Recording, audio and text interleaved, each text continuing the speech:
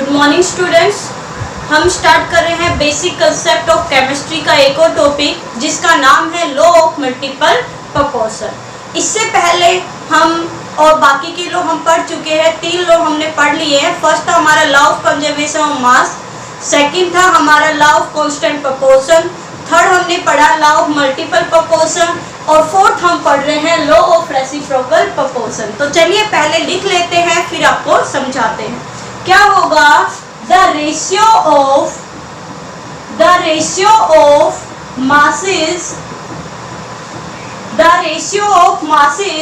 of two elements A and B। मान लो 2 elements हमारे पास कौन से हैं? A and B combine separately with the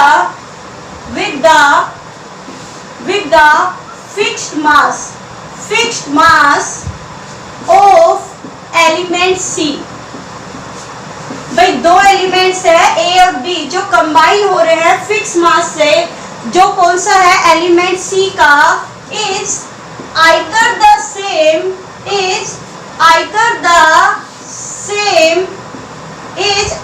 the same or multiple of the ratio of the mass in which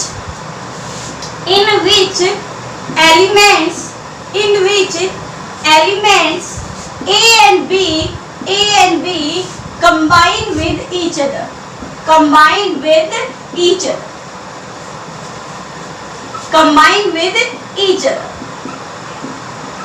क्या कहता है? पहले डेफिनेशन समझिए। देखो 2 एलिमेंट्स है A और B का, है ना? द रेशियो ऑफ मासेस, भाई 2 एलिमेंट्स है A और B। मान लो ये 2 एलिमेंट्स है A और B, ये कंबाइन हो रहे हैं एलिमेंट C से। सेपरेटली मीन्स अलग अलग, जैसे A भी कंबाइन हो रहा है C से और B भी कंबाइन हो रहा है C से, जिसका C का जो मास है वो कैसा है? फिक्स्ड है। कैसा है? फिक्स्ड। फिर क्या होगा? इज द, क्या कहा है कि 2 एलिमेंट है A और B जो कंबाइन हो रहे हैं फिक्स मास के एलिमेंट C से, तो जो एलिमेंट A और B का जो रेशियो है क्या है? The ratio of masses of element A and B। यहाँ पे जो एलिमेंट्स का जो मास का रेशियो है, जो A, C और B और C का जो रेशियो होगा वो या तो सेम होगा या मल्टीपल होगा। कौन से रेशियो का मल्टीपल होगा? जिससे एलिमेंट A और B आपस में क्या होंगे? कंबाइन होंगे। भाई एलिमेंट A किससे कंबाइन होगा? C से। B किससे कंबाइन होगा? C से। तो इनका जो A और C का या B और C का जो रेशियो निकलेगा वो या तो सेम होगा या मल्टीपल में होगा। कौन से रेशियो का? जो एलिमेंट A और B का होगा। जो किसका होगा? एलिमेंट A और B का होगा। ये कहता है लॉ ऑफ रेसिप्रोकल प्रोपोर्शन। चलिए देखो आगे एक एग्जांपल से ही समझा देते हैं ताकि आप लोगों को ये एग्जांपल क्या है अच्छे से समझ में आए। मान लो हमारे पास 3 एलिमेंट्स है, एक है कार्बन, एक है ऑक्सीजन और एक है हाइड्रोजन। ये 3 एलिमेंट्स है। भाई कार्बन A और इसको B मान लेते हैं। तो ये जब कंबाइन होते हैं तो देखो एलिमेंट की फॉर्मेशन क्या होती है। जब कार्बन और हाइड्रोजन कंबाइन होते हैं तो बनाते हैं मीथेन CH4। जब H और O कंबाइन होते हैं तो बनाते हैं वाटर H2O। अब इनका रेशियो निकालो। क्या निकालो? रेशियो। तो देखो कार्बन कितना भाई? 12। हाइड्रोजन कितना है? 4। हाइड्रोजन कितना है? 4। तो रेशियो कितना निकला? 3:1। कितना निकला? 3:1। यानी 3 ग्राम कार्बन कंबाइन हो रहा है 1 ग्राम हाइड्रोजन। यही तो है मीथेन बनाने के लिए। चलिए अब H2O का निकालो। भाई H2O में 2 क्या है? हाइड्रोजन का हो गया और 16 किसका हो गया? ऑक्सीजन का। अगर हम रेशियो निकालेंगे तो 1:8 आ गया। अरे भाई एक हाइड्रोजन का मास कितना 1, तो 2 हाइड्रोजन का मास कितना 2, the mass of oxygen is 16, तो रेशियो कितना आ गया हमारे पास 1:8। यानी यहाँ पर वही बात हो गई कि 1 ग्राम जो हाइड्रोजन है वो कितने ग्राम ऑक्सीजन के साथ कंबाइन हो रही है, 8 ग्राम ऑक्सीजन के साथ। भाई H2O की फॉर्मेशन के लिए 1 gram of hydrogen combine with the 8 gram of oxygen, और मीथेन की फॉर्मेशन के लिए 1 gram of hydrogen combine with the 3 gram of, यही तो है, यही तो रेशियो आया।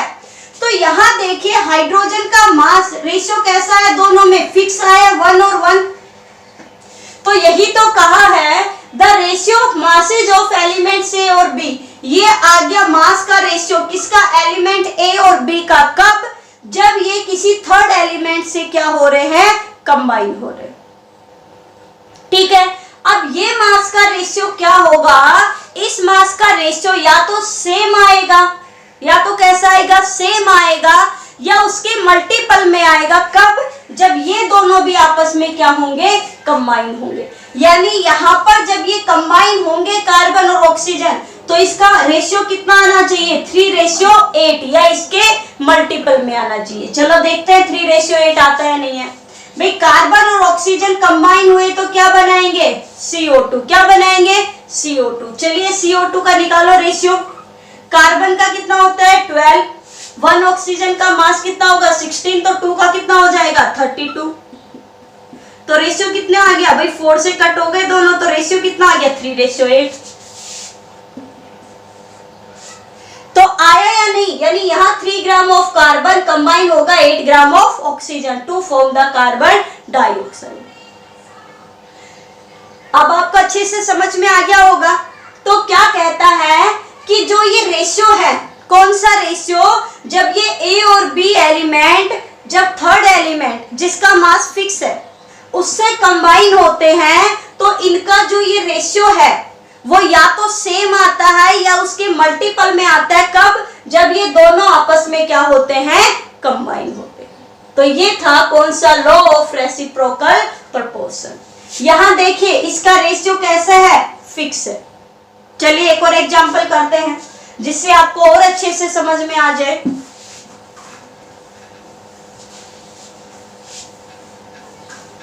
है ना, तो आसान सा है। अब आपको पता चल गया कि कैसे क्या निकालना है, कैसे निकालना है।